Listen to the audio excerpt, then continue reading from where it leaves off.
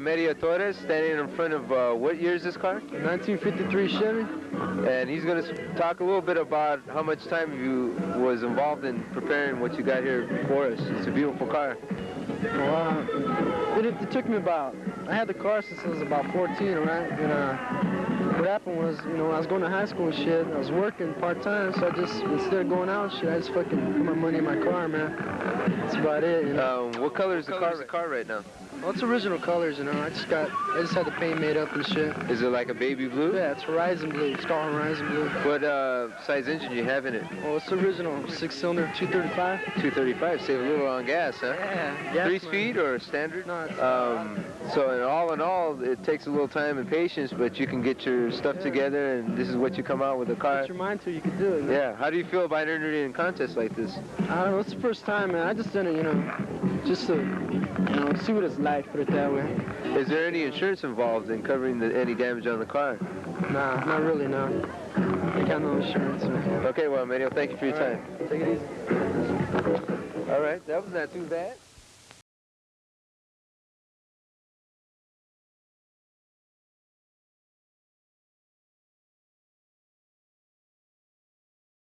With George Torres from the United Pride Car Club, and he's going to be speaking a little bit about the good feelings that are going on here today. What decided to have this happening?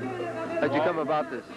Well, the benefits for the Central Servicios in Union City, they're an organization getting jobs for youth, and they got a training program going there for high school diploma and stuff like that. And they're receiving job cuts right now, you know. And so what we decided to do was get together and throw a car show to raise the money to help them out. What are some of the other functions that United Pride does? Well, we chauffeur quinceañeras, weddings, you know, help out with the community. Is there any type of relationship with the car clubs, with the cities, or any type of discussion being carried on between car clubs and city officials to get rid of all the bad media, so to speak, that has been presented through the local media, like the newspapers and various TV programs?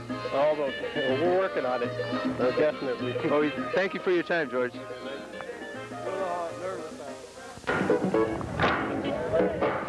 Here we are standing next to Wally Freitas from Midnight Sensation Car Club.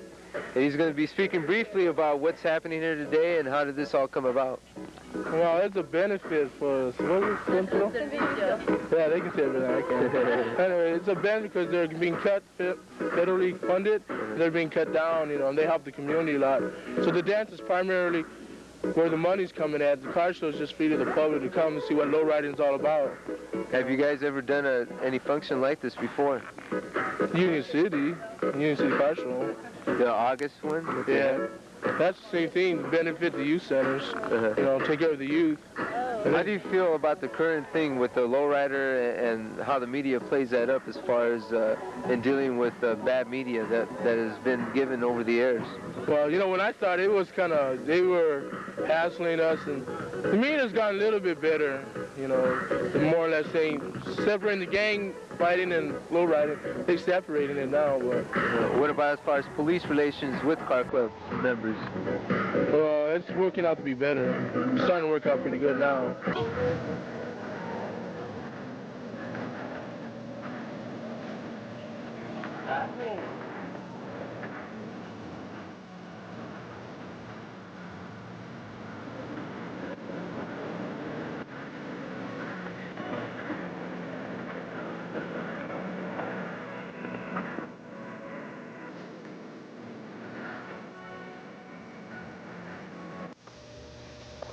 Welcome back to Barrio Expressions. On Friday, El Concilio de la Raza presents its September 16th Gran Baile celebration. The benefit dance features Rudy Baca, and also for your entertainment, mariachis and 2 baile folclóricos will perform. Mixed drinks, beer, and menudo will be sold. All proceeds go to Concilio's emergency food and clothing program. Tickets are $5 in advance and $7 at the door. The ticket outlets are La Mexicana, Hope Chest, Discoteca Hacienda, and also Concilio. And you can call 886-6703 for more information. And this is the dance this Friday, at Centennial Hall, so don't miss it. It's going to be good. And also there's the Dia del Barrio, Sunday, September 25th from noon to 6 in Sanborn Park in Fruitvale in Oakland. Activities include music, games, food, speakers, and booths. This is a community event dealing with the issues affecting Raza today. And this is Sunday, September 25th in Oakland. Also, there's a Merchant Street Fair on 24th Street in San Francisco. This is from 12 to 5. So this should be pretty good. And this is this Sunday. It's coming up. And also, don't forget to check out the Ballad of Gregorio Cortez. And it starts the Zoot Suits star, Eddie Olmos. And it's playing in San Francisco. And go check it out because this should be pretty good.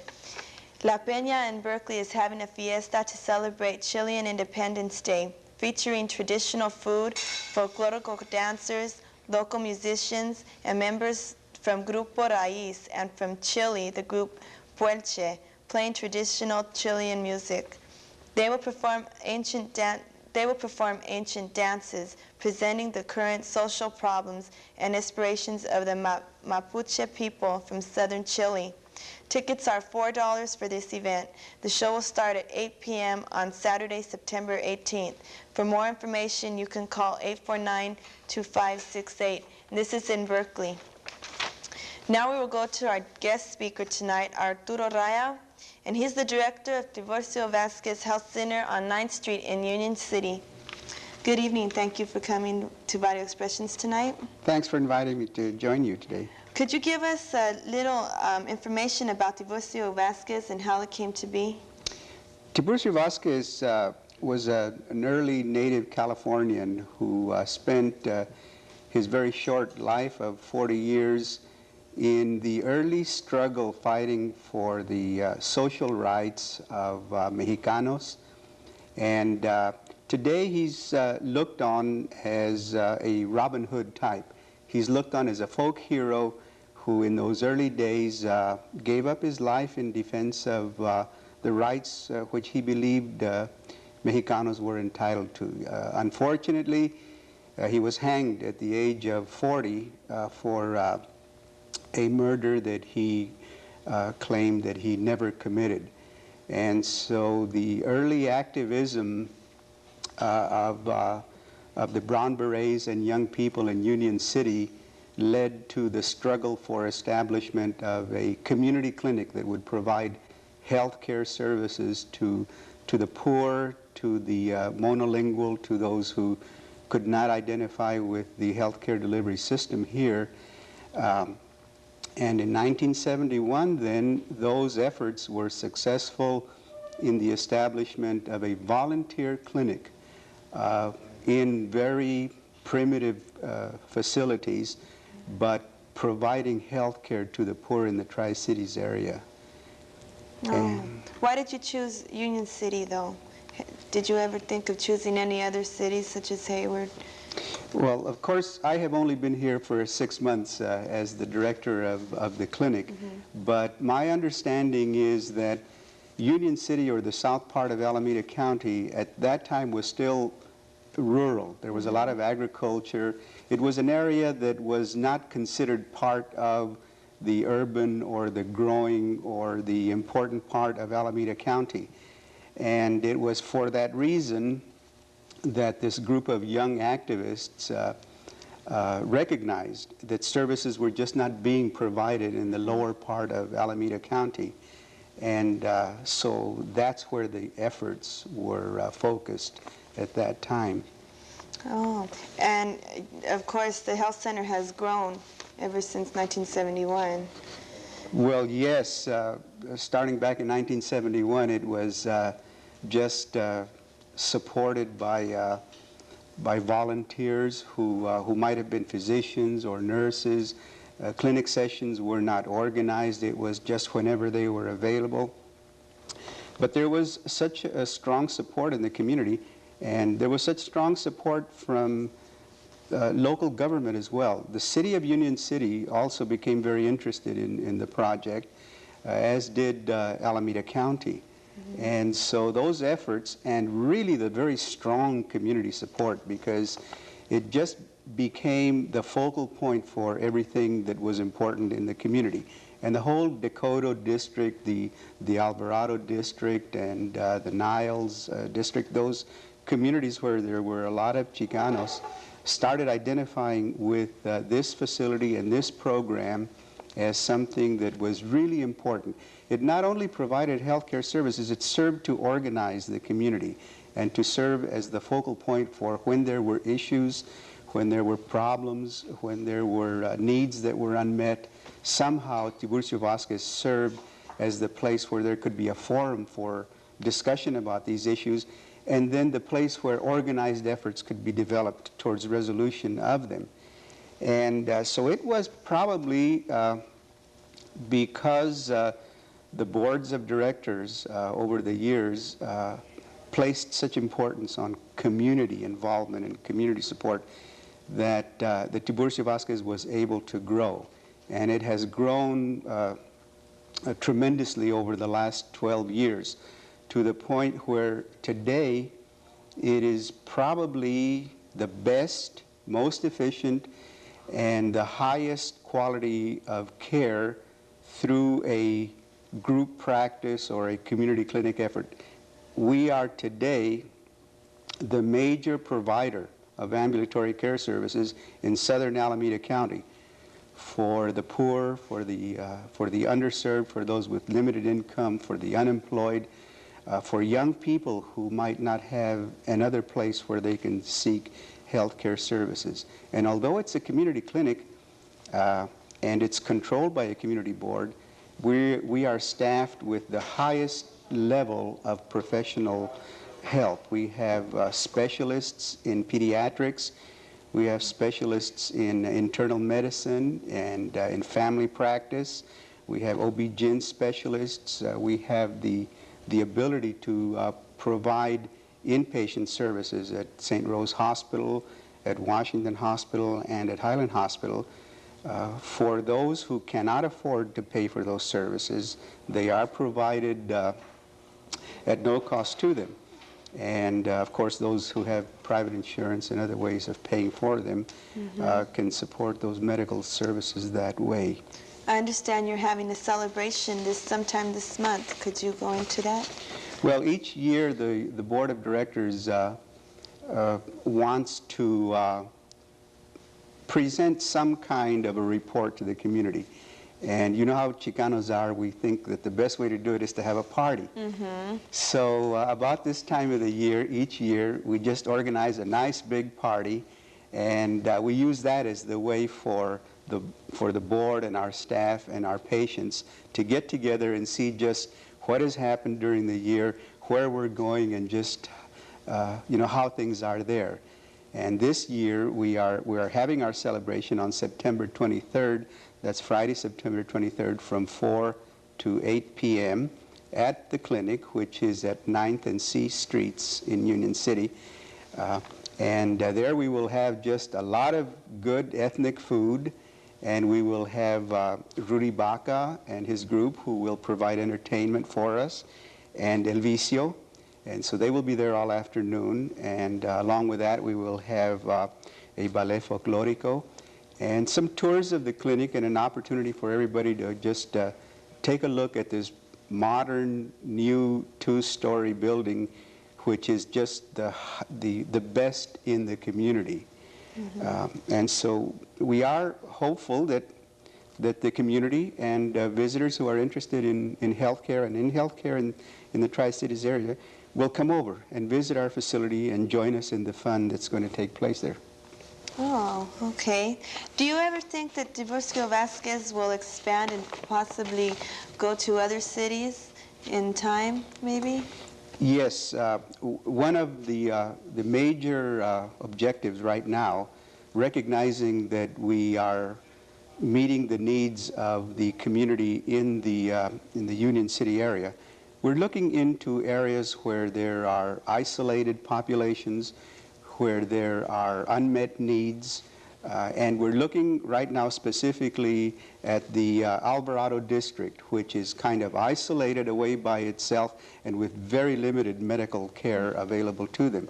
We're also looking at some areas in Hayward, where there is the possibility that we could make health care more accessible to our populations, and we're planning on opening satellite facilities there. Okay. Well, thank you for coming down to Barrio Expressions and for telling us about the celebration you'll be having. We'll be looking forward to going over there. Hopefully we'll have you back to tell us more about Diversio Vasquez, and maybe we'll have a crew down there show a videotape so we could let the city know about this health clinic in Union City, that it's in a little town, but it has a lot to do with a lot of things. And we do publish a newsletter that informs the public about health care in English and Spanish, so that's available to anybody that wants it. Oh, okay. Is just distributed in the health center? It's distributed in the health center, and it can be mailed out. Anybody that wants to get on our mailing list can just call the center and give us their name and address, and we will be happy to send this bilingual newsletter, which has a lot of tips on health and health promotion and health disease prevention. Oh, okay. That'd be very interesting. Okay, thank you. That was Arturo Raya, and he's the director of Diversio Vasquez Health Center in Union City. And really, that's all for the program we have tonight. We'd like to thank you for tuning in, and we'll be on next Thursday at 8 o'clock with some more videotapes, some more announcements, and hopefully next week we'll have time for some phone calls. So we'd like to thank everybody for tuning in. Good night, and tune in next week on Channel 3.